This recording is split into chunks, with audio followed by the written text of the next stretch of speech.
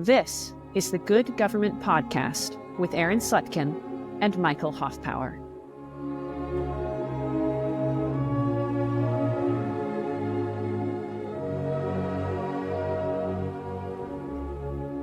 So just as a quick reminder to all of us, we're reading the Federalist Papers and we're trying to understand them on their own terms. And Federalist Paper number 1 has announced why we're here, and we're here to deliberate about the Constitution and see whether or not we want to choose to live under it. And then as soon as we turned to Federalist Paper number 2, we started talking about the Union and how necessary the Union is, maybe even how good the Union is.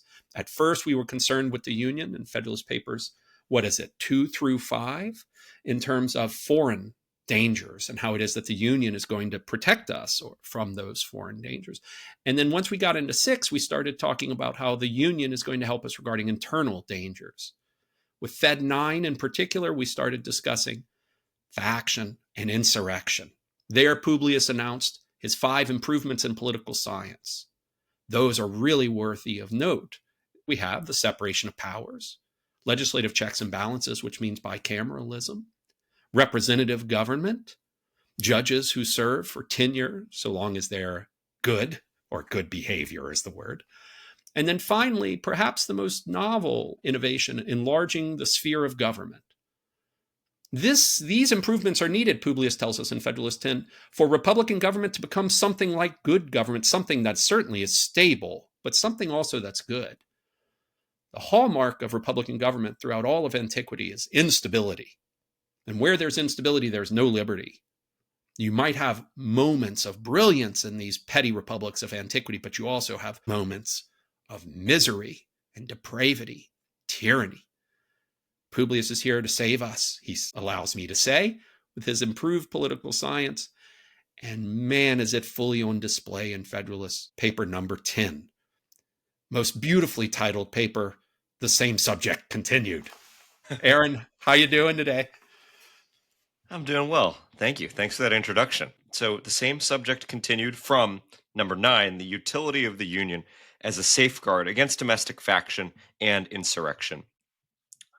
Paragraph number 1 begins, among the numerous advantages promised by a well-constructed Union, none deserves to be more accurately developed than its tendency to break and control the violence of faction, instability, injustice, and confusion. The source of them, he says, is faction. Faction continues to be the favorite and fruitful topics from which the adversaries to liberty derive their most specious declamations. So if Publius can rescue popular government from the problem of faction, then we can accept popular government as good government. This really seems to be at the center of the problem with popular government. Wait a minute, who would ever think that there's anything wrong with popular government? So many of us would say. Well, the case has to be made that it actually can be good government. There's too many people running around talking about a king, talking about the fact that people cannot govern themselves. I think I've probably said this before, and I'll say it again. We should never take for granted that self-government is possible. Look how hard a time we have just simply making our way on the 405 freeway, let alone actually governing ourselves in a way that is not detrimental to others. And so that's something to take very seriously. We are trying to understand the promises or the advantages promised by a well-constructed union, and we're turning to one of the essential features of the Constitution, as we shall see, representative government that exists inside this enlarged sphere. So you could have union all day long and not have a well-constructed union. What makes this union a well-constructed union? The Constitution. We're still considering the Union, to be sure, but this opening sentence points to the Constitution and its institutions. The Constitution as Publius interprets it, as Publius teaches us to understand it. Let me ask you a question. Are you a friend? Are you a friend of popular government? I think it's important when we read Federalist Papers to pay attention to these sorts of turn of phrases, these characters Publius installs throughout the Federalist Papers. And sentence 2 of Federalist 10 begins as follows. The friend of popular governments never finds himself so much alarmed for their character and fate as when he contemplates their propensity to this dangerous vice of faction, of course, right? And so that's us. We love popular government. We're its friend. It's our friend. But man, I'm worried about my friend, popular government. I'm not sure he's going to make it. I'm not so sure. We need to see if we can help him. So the friend of popular government is here, called to attention, because Publius is going to show that he's a friend as well. A good friend cares for his friends. Publius, a friend of popular government, is here to care for it and help it not merely survive, but thrive. In Federalist number 9, we looked at ancient examples to see why popular government was so unstable. In Federalist number 10, we can look at the American Republic in 1787. Our governments are too unstable. The public good is disregarded in the conflicts of rival parties, and that measures are too often decided not according to the rules of justice and the rights of the minor party, but by the superior force of an interested and overbearing majority. There's your instability. There is people turning away from the public good toward their own good. So love of one's own rather than love of the common good and the good comes in here. And then we have justice. So here we might think of breaking of promises and the rights of the minority. So this government is going to need to find a way, one, to introduce stability, two, to orient itself toward the common good, and third, to protect minorities, which seems, Mike, to be the problem in a popular government. Majorities should be able to get what they want, but minorities should be able to keep what they have, namely their rights. And again, to return to the central issue, minority rights are at risk from factions. But this is really worth pausing on. We have to understand that democracy as majoritarian rule is not the whole of justice. In fact, Publius opens us to the fact that that may very well be unjust. What is the majority doing? That's what makes it just or unjust. And Publius has now said in the opening paragraph, public good. We are going to see public good consistently throughout Federalist 10, whether it be public good or common good. We have to keep that in mind. And is it protection of rights? Is it majoritarianism? Is it me getting my interests met? What exactly is it? Most instantiations of justice reveal how complex justice is, that it's not exhausted in one particular angle from which we're viewing it. And Publius is opening us up to that complexity here in the first paragraph, if we but pay attention to him. The end of the first paragraph, he says, "It will be found indeed on a candid review of our situation that some of the distresses under which we labor have been erroneously charged on the operation of our governments, but it will be found at the same time that other causes will not alone account for the many of our heaviest misfortunes, and particularly for that prevailing and increasing distrust of public engagements and alarm for private rights, which are echoed from one end of the continent to the other. These must be chiefly, if not wholly, effects of the unsteadiness and injustice with which a factious spirit has tainted our public administration." So, factious spirit goes against private rights. That's what this is about. And private rights being secure is the public good. Now, whether it's exhaustive of the public good, that's a question. Private rights being secure, that's justice. Now, whether that's exhaustive of justice, we need to think more about it, but at least I'm starting to understand a little bit about what's going on here, why I care about it, and how it is I might think about it in a complex manner. Let me read the second paragraph, Aaron, and you help me understand it. Everybody, the second paragraph of Federalist Paper number 10, of course, contains the definition of faction. You have to get it straight in order to understand the arguments that follow.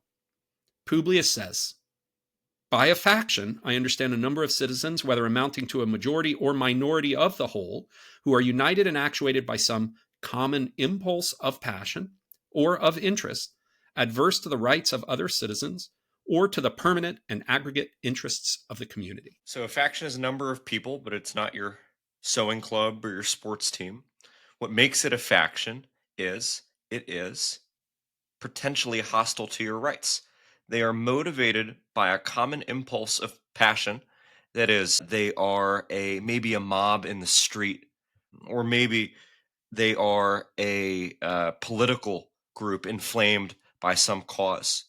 Maybe they're interested. Maybe they want your property, or maybe they're coming for your right to free speech or your right to practice your religion as you choose. Or maybe they are hostile to the permanent and aggregate interests of the community. And we might think, what is the permanent and aggregate interest of the union? We've just spent a little bit of time talking about how it might be minority rights or private rights, as Publius said. We spent the last couple episodes talking about how union is in the permanent and aggregate interest of the community. So maybe a group of secessionists, or worse, a group of anti-federalists, is a faction. But we cannot miss the essential point that for a group to become a faction, it must be hostile to my rights or to your rights or to the interest of the community. Not until it is actuated by that interest, that passion. Not until that happens is it a faction. So a political party, and we talk a lot talking about American politics about the founders' hostility to political parties. A faction here is not necessarily equivalent to a political party.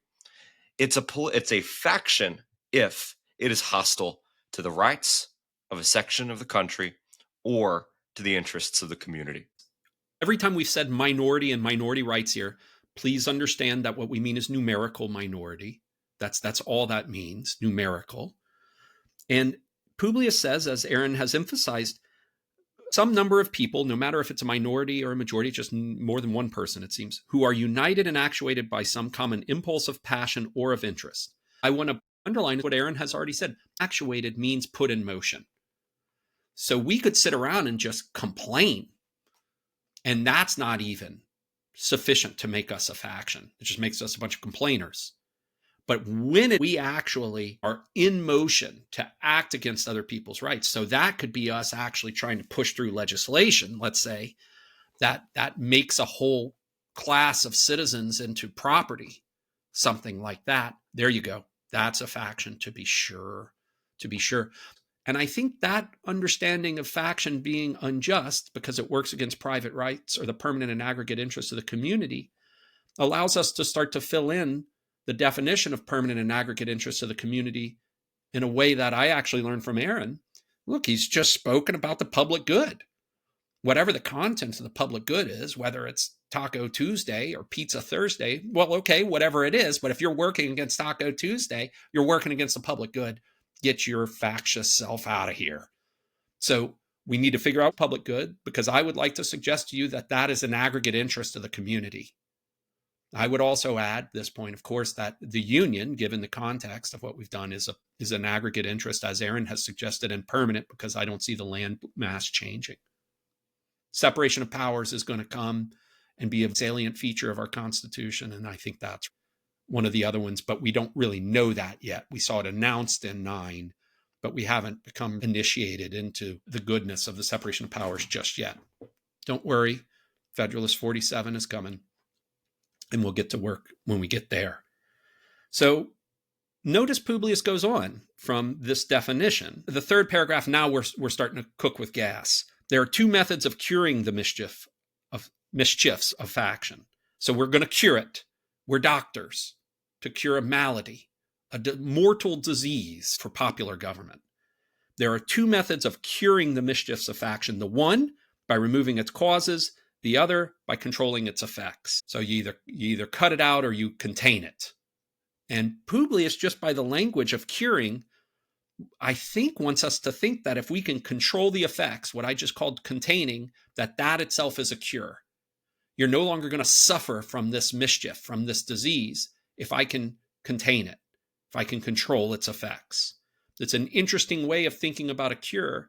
It invites me to consider whether the cure is lowered a little bit. May we not get an education here that removes the causes of faction from men's hearts. And instead, what we're going to do is let it sit there, but just keep it from acting.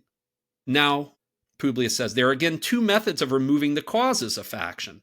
The one, by destroying the liberty which is essential to its existence. The other, by giving to every citizen the same opinions, the same passions, and the same interests. Liberty is mentioned one previous time in the first paragraph, where Publius says, the instability, injustice, and confusion introduced in the public councils because of faction have been the favorite and fruitful topics from which the adversaries to liberty derive their most specious declamations. So, to be opposed to this constitution, to this well-constructed union, would make you, Publius says, an enemy to liberty. So we cannot admit a cure for the problem of faction that is going to be hostile or contrary to liberty. So to destroy the liberty which is essential to its existence in some way it is not necessarily to give up the game, but to run straight into a wall. Let's remove the causes of faction by destroying liberty. I don't know what's wrong with that. Oh, it undermines the very end of government here, namely the securing of liberty. So if we can't destroy the liberty essential to existence, then we have to move on. And this is what Publius says in paragraph 5. It can never be more truly said than of the first remedy, that is, destroying the liberty which is essential to the existence of faction, that it is worse than the disease. Liberty is to faction what air is to fire, an aliment without which it instantly expires. So liberty is necessary to faction. You and I having the freedom to print, to discuss, to practice maybe our religion that makes us hostile to others, to acquire property. That liberty is essential to faction. But it could not be less folly to abolish liberty, he says, which is essential to political life because it nourishes faction, than it would be to wish the annihilation of air, which is essential to animal life because it imparts to fire its destructive agency. Why is liberty essential to the existence of faction? It's because you have to be free to act according to your passion or interest and unite with others to act. If we're in chains and in a jail or welded into our homes or not allowed to assemble, unable to form associations, unable to print and to read.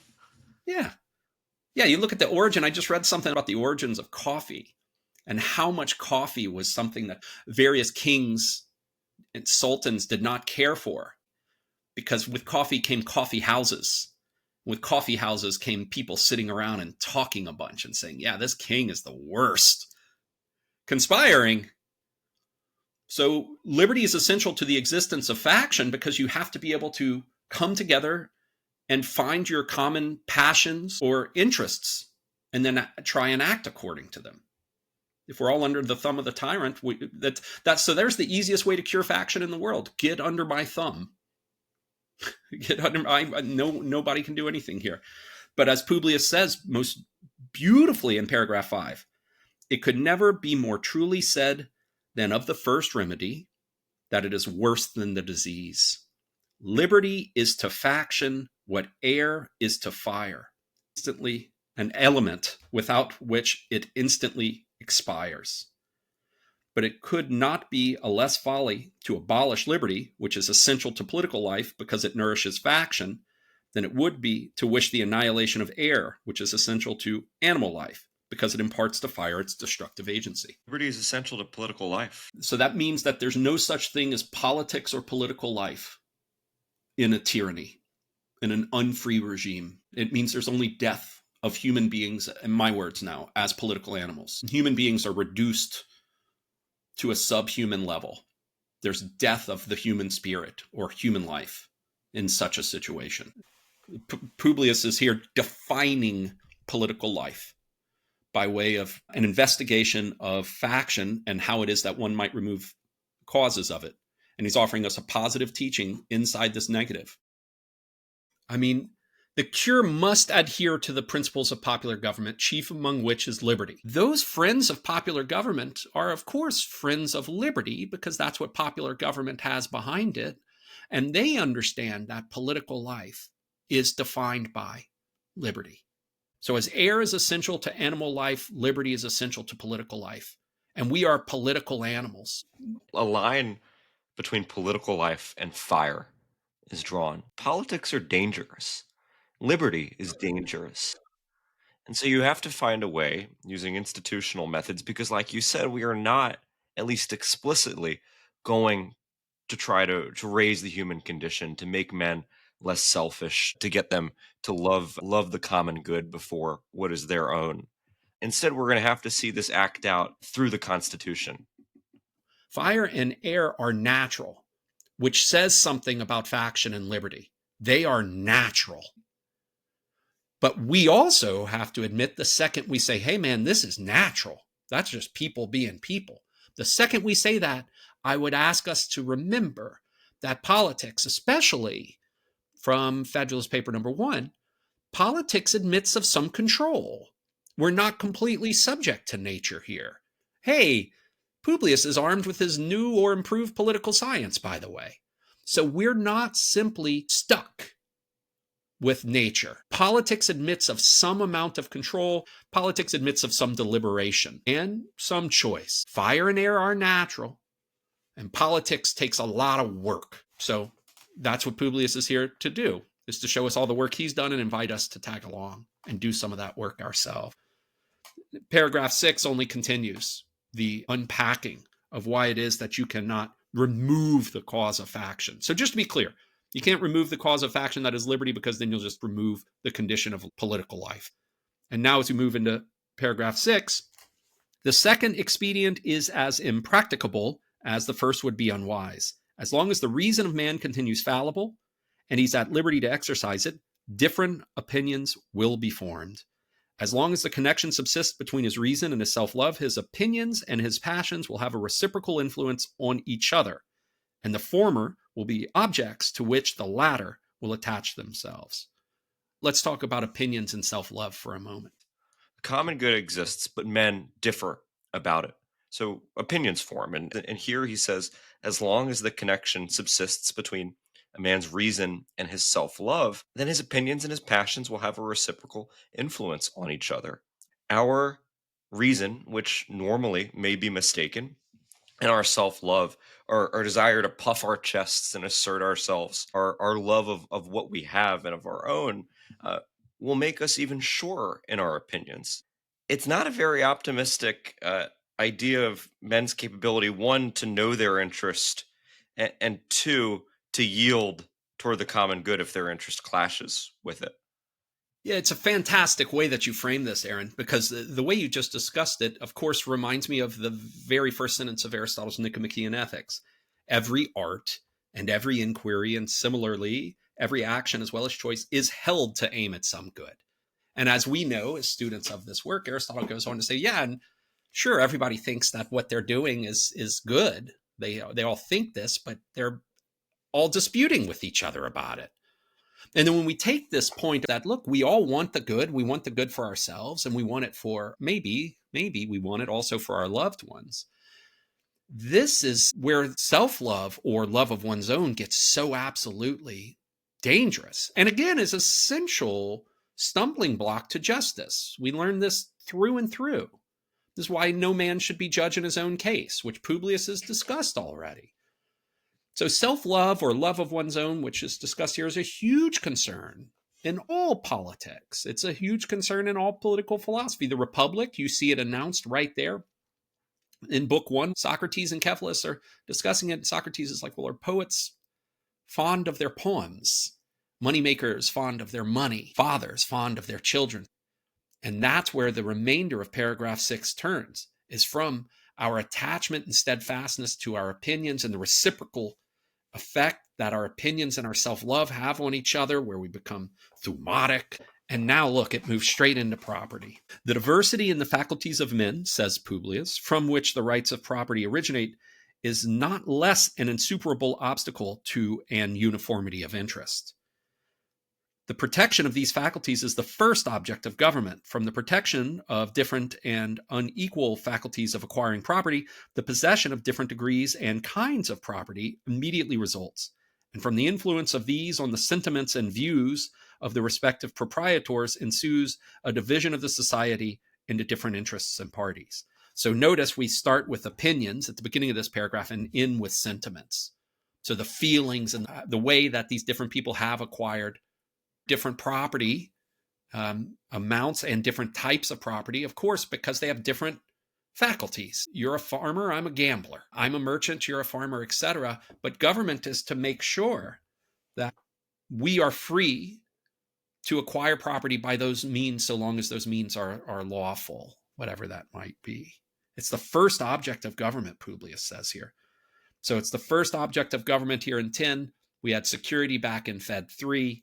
Now it's just to protect us and our different faculties, which is to say our property. And this matters because this is going to lead us to have vociferous opinions. Where there's liberty, there's faction in a twofold manner. Liberty is to faction as air is to fire. Where there's liberty, now we should see there are different opinions, which means there's more fuel for the fire of faction. Uniform opinion is not to be found where there's liberty. I like it. I like it too. Don't we see this as a virtue, even, for crying out loud? Diversity of thought, pluralism. So it's another way of appreciating liberty that perhaps we might not have understood it at first. And when we go back to the text, especially paragraph 7, Publius is very clear. The causes of faction stem from our very nature. That means if you want to get rid of faction, you've got to alter the nature of human beings. Maybe, though, you can control for the effects. And if you can control for the effects of faction, then you just have to change the institutions, like a good modern thinker would. So from paragraph 7, it seems from big things like religion and the different sorts of government out there to whatever distinctions you and I might make between each other, enmity and violent conflicts arise. But to be sure, there should be no doubt, unequal distribution of property as rooted in our nature, which consists of diverse faculties. Unequal distribution of property remains the foremost cause of faction. Publius is not here to give everybody the same faculties, and that is to say the same property. That would be a cure worse than disease.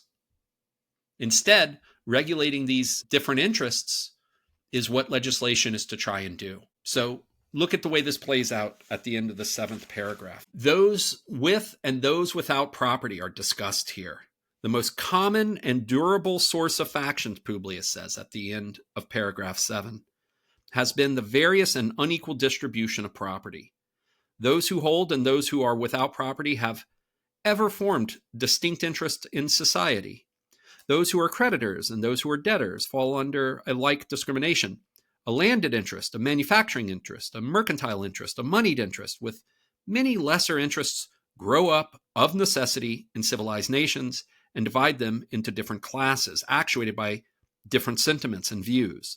The regulation of these various and interfering interests forms the principal task of modern legislation and involves the spirit of party and faction in the necessary and ordinary operations of government.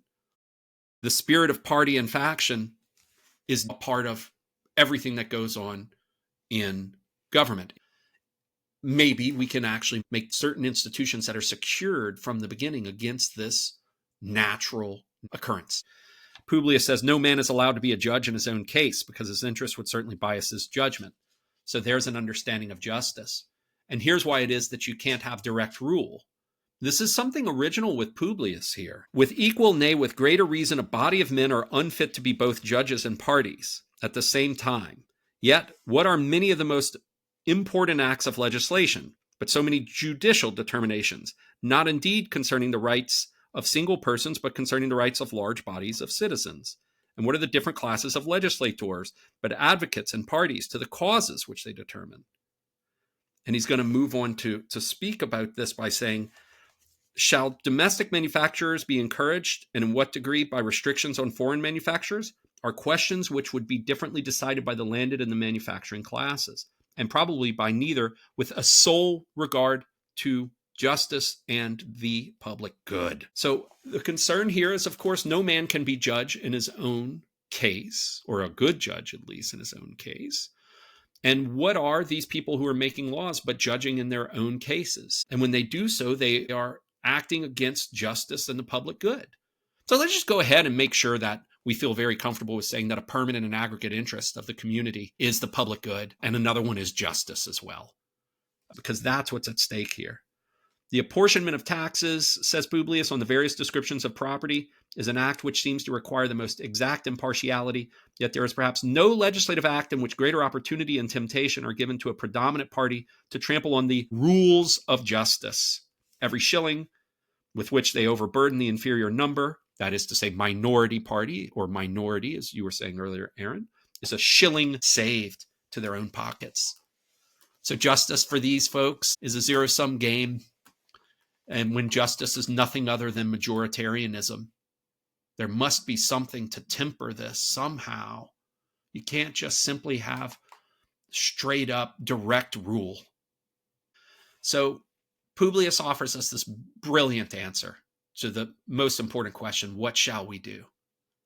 Publius says, control the effects. If we cannot destroy the causes of faction, if we cannot give to everyone the same opinions, if we shouldn't destroy liberty, although you said it would be unwise, not impossible to do, then we have to control. Very good point. Yeah, there's a lot of points where you can realize that Publius does that sort of thing.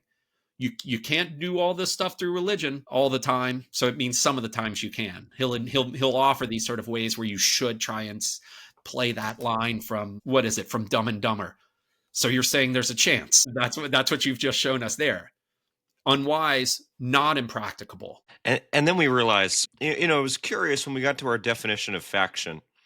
Publius mentioned minority factions can be dangerous to rights. And in paragraph 11, we realized that actually it is majorities that we're most worried about. Because if a faction consists, he says, of less than a majority, then great. The majority can defeat its sinister views by a regular vote.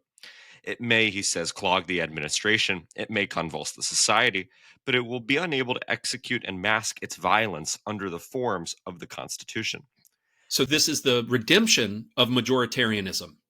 So I've been running down majoritarianism, and you can see right here, well, look at it, it's great. Minority factions dead in the water because of this wonderful principle of majority rule. When a majority is included in a faction, the form of popular government enables it to sacrifice to its ruling passion or interest both the public good and the rights of other citizens.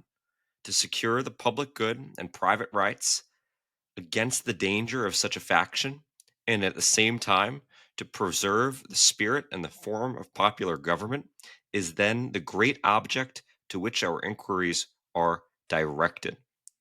So somehow we have to make both the spirit, I think there you're talking about the unassailable principle of popular sovereignty, and the form of popular government, something like deliberations, majorities, ruling, to make that compatible with the public good and private right. Everyone's rights too, right? I mean, it's everyone's rights. Let me ask you a fun, silly question. Do you think Publius was tickled with himself by this next sentence, which sort of bounces? I dare you to read it aloud. Oh dear. Let me add. A lot of $10 words. Let me add. Yeah, there are. That it is the great desideratum by which alone this form of government can be rescued from the opprobrium under which it has so long labored, and be recommended to the esteem and adoption of mankind. Yeah. It's the great desideratum, the great example by which alone this form of government can be rescued from the malice, the opprobrium, the hate under which it is so long, the opprobrium, the disingenuous, all of these terrible bad names that it's had for it. So how is it that we can deal now with the problem of majority faction? That's really it. So we've rescued majoritarianism from all the complaints I leveled against it and said, look, majoritarianism is fantastic. It's going to keep minority factions from exacting or carrying out their plans. But now I'm like, well, wait a minute. What's protecting me from majority faction? Paragraph 12 is huge. Publius loves twos in pairs. He loves pairs in Federalist 10. Paragraph 12, there are two ways of controlling the effects of majority faction. One, prevent the same passion or interest from coming about at the same time in the majority.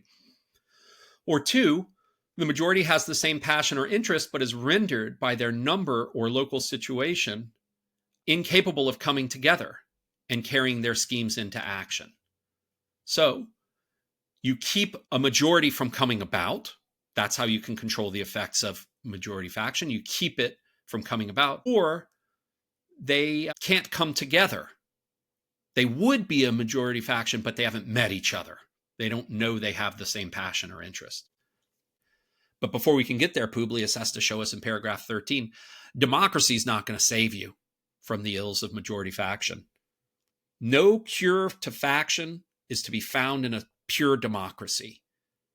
Now, Publius doesn't speak of opinion in this paragraph, and this stuff on history of democracies is a reference back to Federalist Paper number 9. Although they were republics at that time, now they're democracies. The terms are altered to suit the purpose. There, Publius was having to say, look, republic's not all bad, I'm improving it. That's what he argued in Fed 9. Petty republics of antiquity, bad.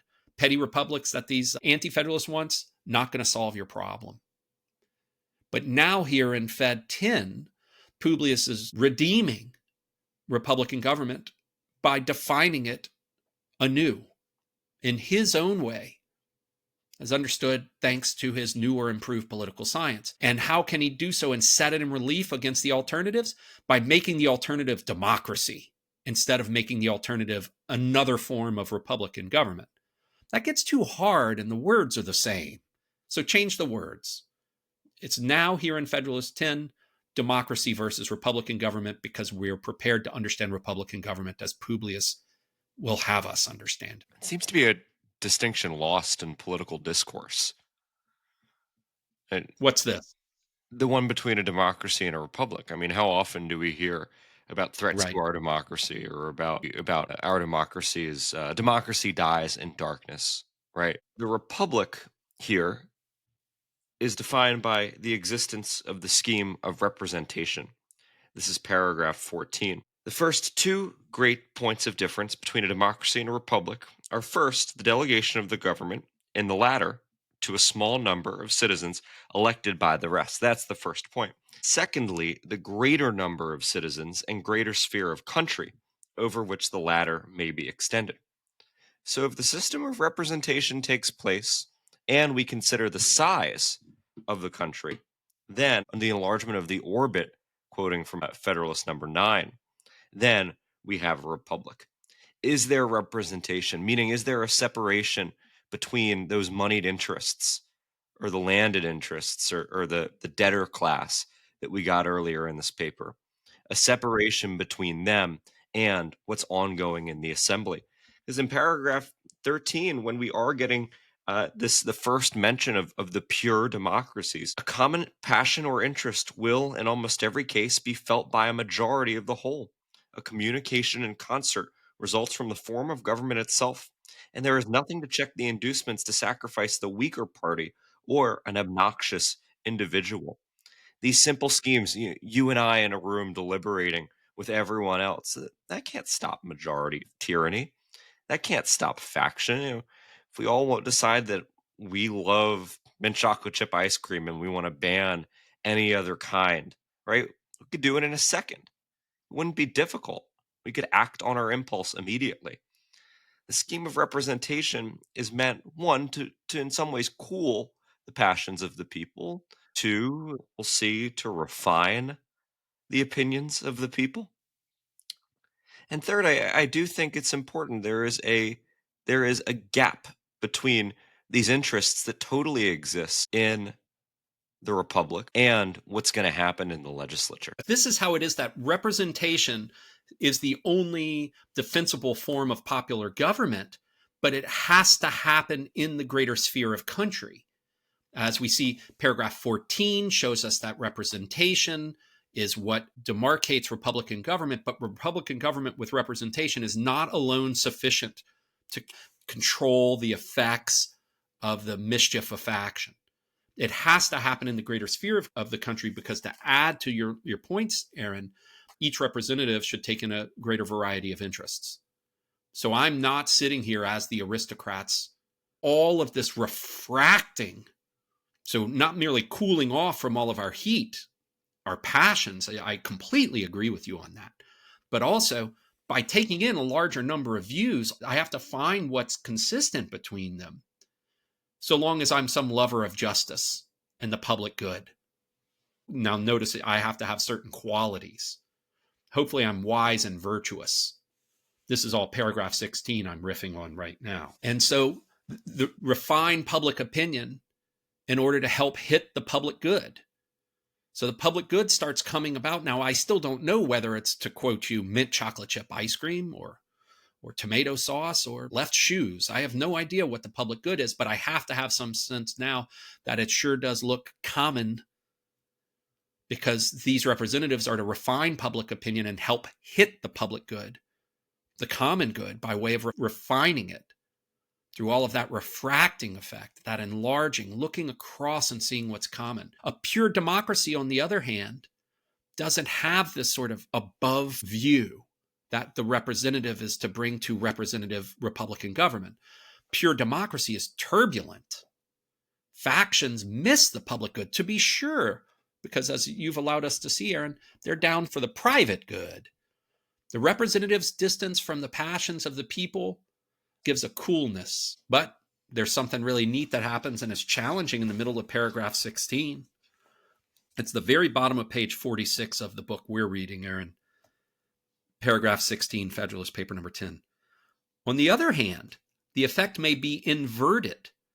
Men of factious tempers, of local prejudices, or of sinister designs may, by intrigue, by corruption, or by other means, first obtain the suffrages and then betray the interests of the people.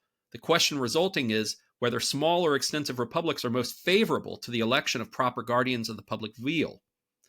And it is clearly decided in favor of the latter by two obvious considerations, which are to follow. So what we should realize is that men of intrigue or men of factious tempers may, by intrigue or other means, by way of suffrages, go on to betray the interests of the people. Although Republican government offers the hope of good government here, you might elect actual bad men. How could you prevent this? How could you prevent bad people who are corrupt from getting into this office? And instead of refining and enlarging the public view, instead of offering a coolness to their constituency, how is it that you could prevent those bad guys from getting into office? Yeah. Unfortunately, I'm sorry, Aaron, go ahead. I was going to say, right, if you can think of 1 or 2 or 100 representatives in Congress who don't belong to be there, who don't meet that qualification of being wise, able to discern the true interest of their country, of loving justice and of being patriotic, you say, thank God there are 435 members of the House of Representatives. So you put the same principle back to work. But I think we also have something else. This is what Volume 2, after Federalist 37, is going to help us understand more clearly. How could you prevent corrupt jokers from getting into office? That's in no small part the separation of powers and the qualifications for office and the life of the inhabitant of the office. But here, in Federalist 10, the answer is exactly what we've been discussing.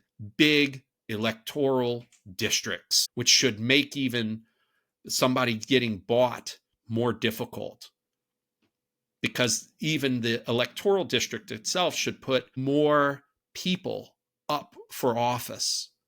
I know you vote. I know you voted. Why does it hurt your feelings when you go vote and you don't have a choice? There's just some person. You're just like, there's only one person?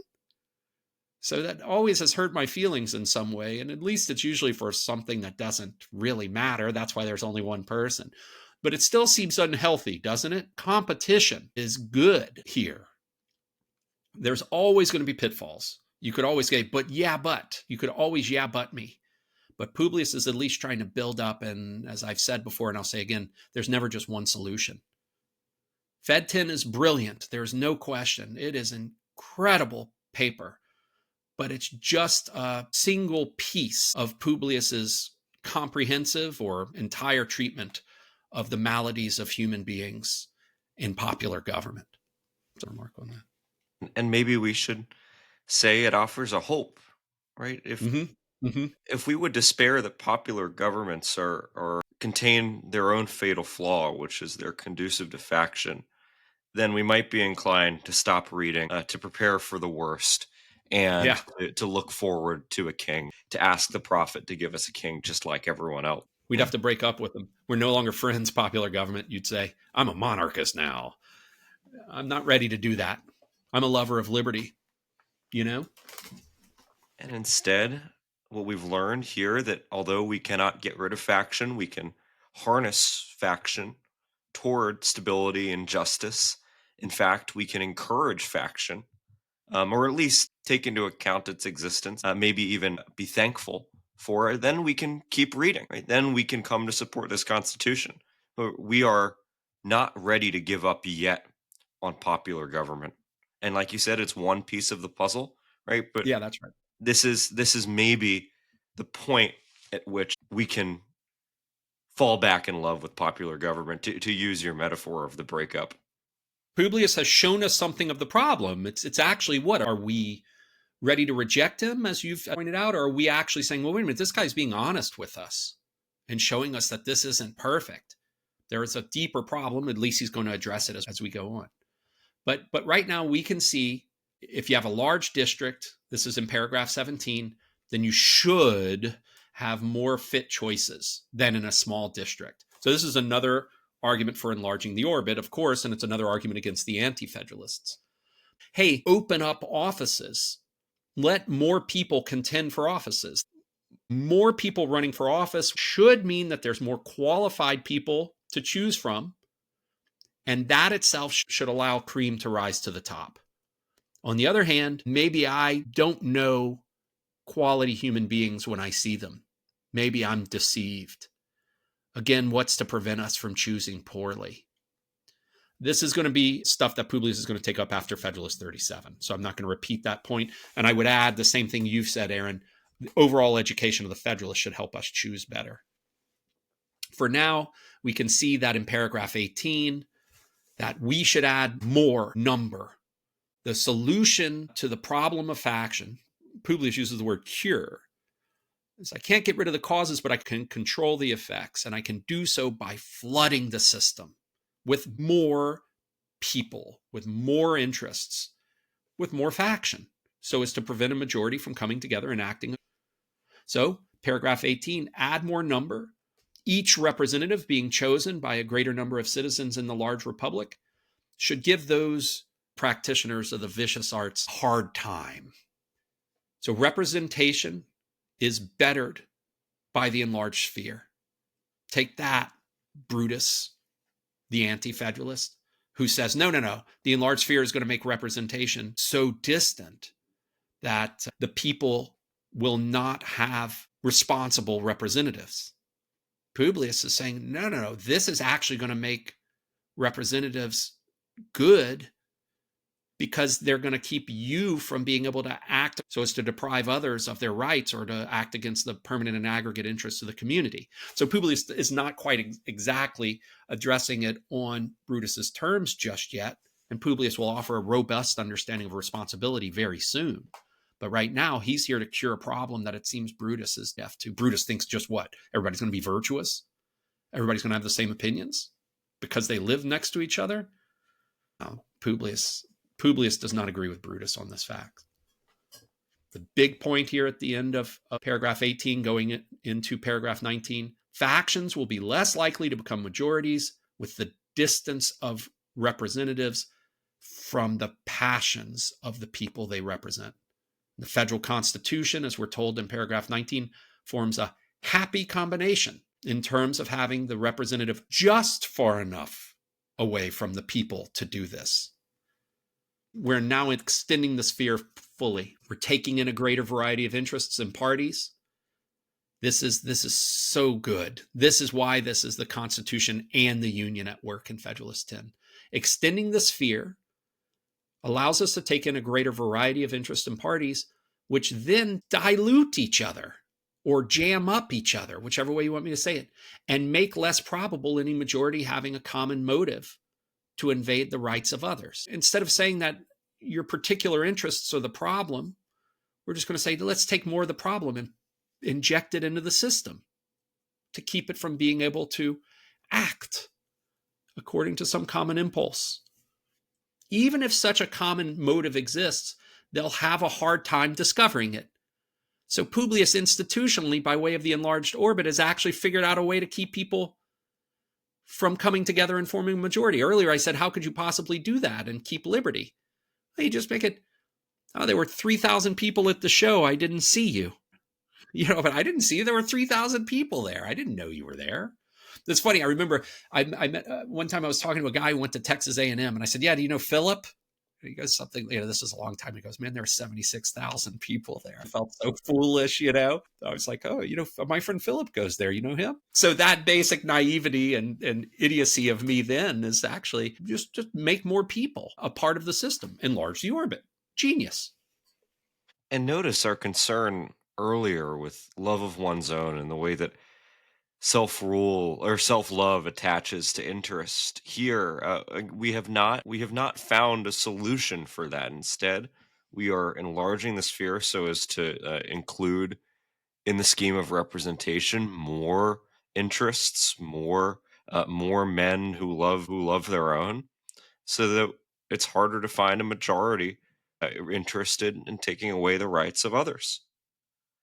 Right? All of these problems that earlier, before, we were wringing our hands and thinking, what are we going to do about this? Are we going to need to give up Republican government? Actually are going to be turned toward stability and justice. This is, I think, in a really lovely expression, what we get at the end. In the extent and proper structure of the Union, therefore, we behold a Republican remedy for the diseases most incident to Republican government. So now we're not talking about cures, we're talking about remedies. Our Republican diseases are going to be cured by Republican government, not by monarchical government, not by aristocratic government. We're not going to need to turn away, we're not going to need to invite friends of aristocratic or monarchical government to the party in order to save the popular government that you and I are friends to. We have a Republican solution. We don't need, as someone might say, to betray our principles or to introduce something anti-Republican into this. And Publius would add to all of the astute observations you've just made, we don't need a democratic solution either. This is popular government. So as you were talking about earlier, Aaron, we say, democracy dies in the dark. I think someone has said that somewhere on a masthead. So any of these sorts of thoughts, but this is popular government as far as Publius is concerned. He's made popular government good by way of representative government and the enlarged sphere. This paper makes perfect sense to be in this big chunk of papers on union. Union is essential to the treatment of faction and insurrection. And union, of course, necessitates representative government. That's a constitutional feature. For how could we all meet and deliberate except through representation? Now, I would like to suggest that you answer my question. How could we all meet and deliberate and possibly have democracy, direct democracy? I would like to suggest you answer my question as follows. The internet. Publius has offered us here an education regarding the pitfalls of democracy, that direct democracy or pure democracy cannot keep us from majoritarianism, because the principle in democracy is majoritarian rule.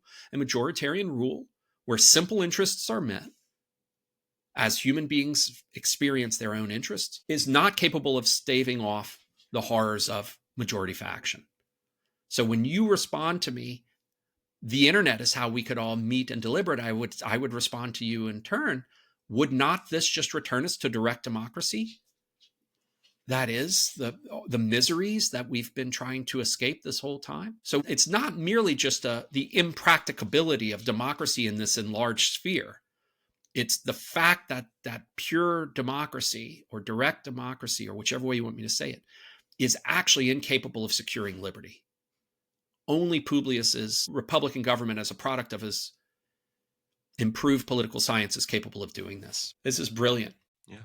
Publius says you cannot prevent the impulse for faction. It's sown into the very nature of men. Now, you can't prevent the impulse of faction in a majority, but you can affect it from getting to a majority, is what we've seen now at the end. Publius is here treating a cause. He is affecting our opinions.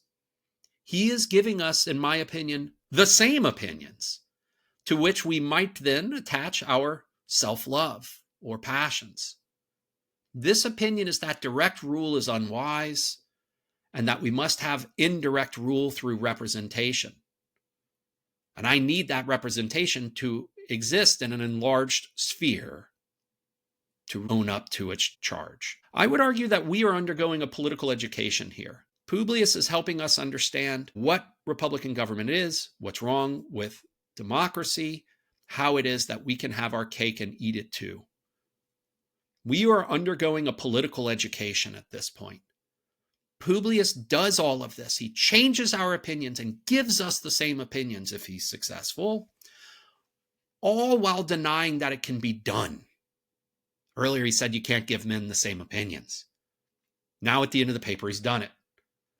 He's changing our opinion so as to give us the same opinion, his opinion, of the fact that if we want to deal with faction, we need representation in an enlarged sphere.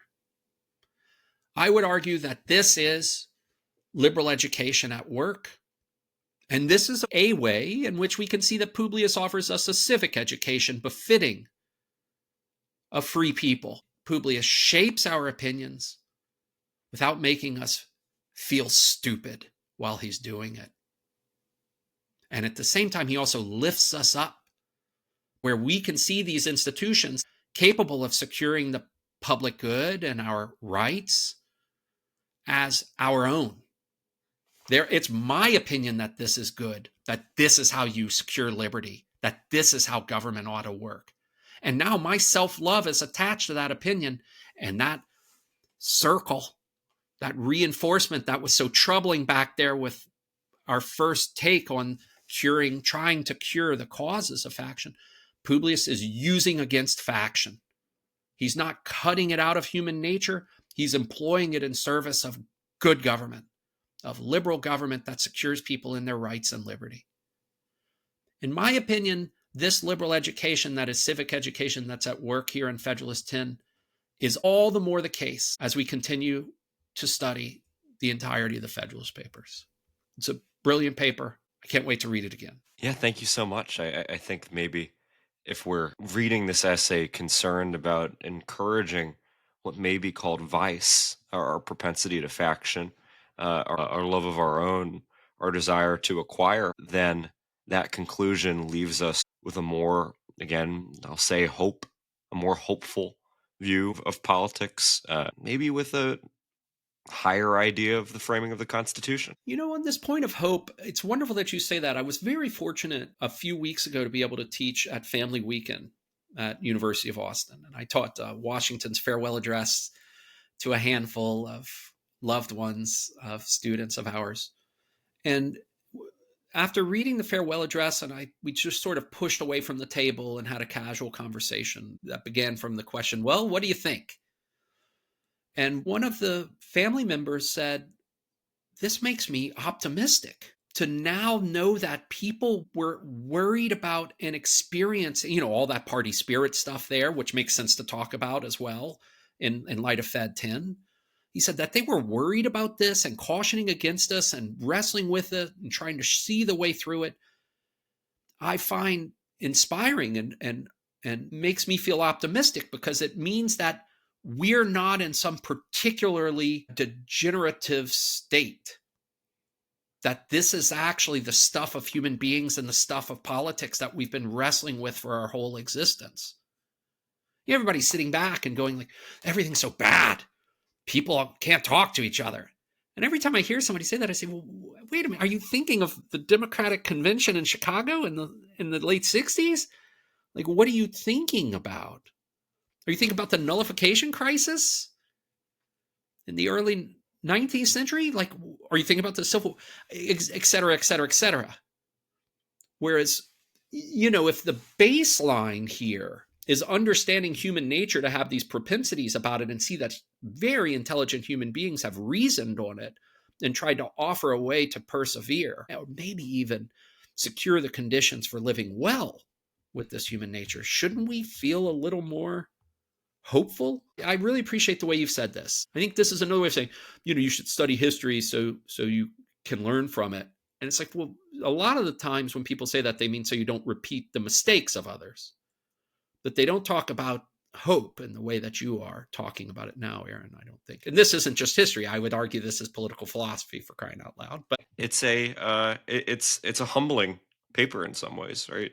Look in the mirror, see that the causes of faction are sewn into the person in front of you, and then realize that you have to be restrained. Right? You have to not try to take what you want. You have to be prevented even from doing so. I think this lesson, if we ever get to Fed 51, I will argue this in Fed 51. That you got to learn that, man, you shouldn't always get your way. And at least you see this already here in Fed 10. Everybody knows that a person should not be the judge in her own case. And, even though I know that through and through, I tell you what, I sure do want to be the judge in my own case. I usually am. Everybody's a terrible driver. No one knows how to drive. No one knows how to do things correctly. I'm always a judge in my own case in my encounters with other people, and I reflect on them at the end of the day and worry about what a terrible person I am. And so this is really interesting. We all will admit that no one should be a judge in their own case because we're not thinking about the fact that, gosh, all we really want is to be judges in our own case if we but had the opportunity. And we have to realize all this stuff is injustice. The language of justice and public good throughout this section, faction, all of that stuff. It's all about the fact that when we look in the mirror, Aaron, as you said, the person looking back at us is most likely an unjust person because of our attachment to our interests and also because of the reciprocal influence of our opinions and our self-love, our property and our interests there. That's at least the way that it's described in Fed 10. Again, it's not exhaustive of the problems of injustice, but I tell you, I'm going to say this again and again. You can look at Fed 10 and see the problems of self-love and property in Fed 10 and realize, man, this is a problem Socrates is wrestling with so much in the Republic as he's trying to find justice. Publius is wrestling with it right here in Fed 10 as he's trying to find justice. Not find it in the soul of man, actually find it in an order. Found it in an order, maybe I should say. Yeah. Do you think when you read a paper, yeah. Go ahead. No, I'm just my point is when you read a paper and it leads you to these sorts of reflections, and who knows the million other things I'm missing, it really speaks volumes about the importance of its subject and its contribution to that subject. How much do you think it would cost to license "You Can't Always Get What You Want" as outro music? I've said this to you before that I've been talking to a lot of different people about this, that I think the real reason why people should play sports, and probably even adults, not just merely children, but why it is that we should continue to do competitive things throughout our adulthood is to try our best to learn how to lose well and win well. It's so important. Losing well is another aspect of what you were talking about, Aaron, with limiting yourself, realizing that you shouldn't always get what you want. We've seen it in football where people don't lose well, and we'll see it again and again and again. And people don't win well. Dare I say we see it in politics? It's ruling and being ruled in turn. It's exactly right. I mean, so it's no matter if what you want to talk about is book 3 of the politics, that's exactly it. It's a persistent concern. And at least what we can see is that Publius Federalist 10 has defined faction pretty darn specifically. And anybody who wants to have a serious conversation about this needs to try their best to confine themselves to Publius's definition of faction. Now, one can always take a critical stance of it and say that it's an incomplete definition or inaccurate. Fine. But according to this definition and then the understandings of the place of liberty, self-love, opinions, and the different faculties of men, his way of controlling the effects through representation and enlarging the sphere is pretty convincing. You would have to start, I think, to move back to the premises of the consideration to try and argue against it. Namely, who says that the chief end of government is the protection of the various diverse faculties of men? And who says that it's also, therefore, because this leads to differences in property, that the end of government is to protect men and property? Well, I can start to tell you who says. I'll start to point to the Declaration of Independence, of course, as I offer an answer. I'll start to point to thoroughgoingly classical liberal answers and American founding answers. But that's at least where somebody who wanted, I think, to reject the whole system would start to do so. the whole form of government and political philosophy that's behind it would start to do so by saying, yeah, you want to cure the problems of faction. I'm not worried about taking away liberty. I'm not worried about giving everybody the same opinions and interests. I'm just going to give everybody the same property. Publius's response to that would be, you're taking away everybody's liberty, and you're trying to give everybody the same opinions and interests because you're not protecting their diverse faculties. In fact, what you're trying to do is make them all the same in the way that they act according to their opinions, interests, and faculties. So Publius, again, is engaged. I think he's armed, equipped to fight against those arguments. But, now I'm just talking about things. How do you say this word, you Marylander, you Baltimorean? How do you say this word? Pecan. It forms a type of pie that you eat during Thanksgiving. How do you say this word? So, of course, I got in an argument about this at work today. I say pecan. I prefer a $1 pronunciation over a $10 one in most cases. What do you say? I lean into saying it in the most ridiculous New Orleanian way, where it's like, the word prawn, Prawn. So I'm taking the an at the end of pecan and saying pecan. And then you go on, like prawn, awning, pecan.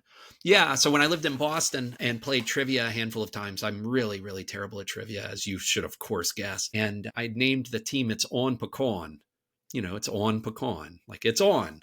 And the Bostonian said, it's on pecan in last place. I was like, I just added salt to the wound. Of course we were last. Well, anyway, it was great seeing you. Can't wait to talk with you again about the most important of the papers, the Federalist Papers. Yes. On to the rest of the double digits. We've made it thus far. We've cleared 10. I feel like we've just beaten a difficult boss in a video game. Yeah. Now we can move on to the other 75. Oh man. Yeah. Good. Okay. Talk to you soon, Aaron. Take care. Yeah. Thank you.